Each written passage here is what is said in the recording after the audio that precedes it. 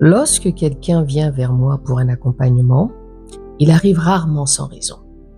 La personne a généralement identifié quelque chose. Je voudrais avoir davantage confiance en moi, j'aimerais mieux communiquer, je veux améliorer mes relations professionnelles, je voudrais enfin réussir à m'affirmer. Votre première demande n'est pas toujours votre véritable point de départ. Cette demande est importante. Je l'écoute, je la respecte, mais je ne la considère pas immédiatement comme un diagnostic. Parce qu'il existe une différence fondamentale entre ce que nous demandons et ce que notre situation raconte réellement. Prenons une personne qui me dit « je manque de confiance en moi ». Peut-être, mais que signifie exactement cette phrase? Manque-t-elle de confiance partout, lorsqu'elle travaille, lorsqu'elle prend une décision seule, lorsqu'elle maîtrise parfaitement un sujet, ou cette difficulté apparaît-elle uniquement devant certaines personnes, dans certaines relations, lorsqu'une autorité est présente ou lorsqu'elle risque d'être désapprouvée? Vous voyez ce qui vient de se passer? Nous sommes partis d'une affirmation. Je manque de confiance en moi. Et nous découvrons peut-être une réalité beaucoup plus précise. Dans certaines relations, quelque chose modifie ma manière de me positionner. Ce n'est plus la même question. Et cela change nécessairement notre manière de travailler.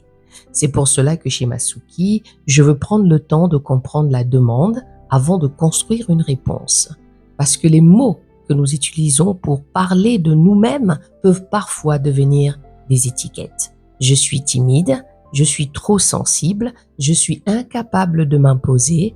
À force de les répéter, nous finissons parfois par les considérer comme des définitions de notre personnalité, alors qu'un accompagnement peut venir demander toujours avec tout le monde, dans toutes les situations, et soudain, ce qui paraissait être une identité devient peut-être un fonctionnement qui apparaît dans un contexte précis.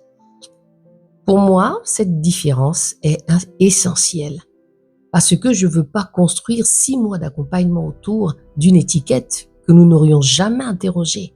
Je veux savoir ce qu'elle recouvre réellement. C'est aussi cela les coulisses de Masuki.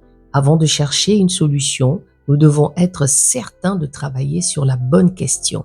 Alors aujourd'hui, je vous en laisse une. Quelle phrase utilisez-vous régulièrement pour vous définir, sans vous être demandé depuis longtemps si elle est encore réellement vraie? Je suis Armelle Masuki, consultante en transformation relationnelle. Bienvenue dans les coulisses de Masuki, là où je vous ouvre progressivement les portes du regard professionnel qui se trouve derrière notre méthode. Chez Masuki, nous croyons qu'avant de chercher à changer une personne, il faut parfois commencer par interroger l'histoire qu'elle a appris à raconter sur elle-même. Je vous dis à très vite.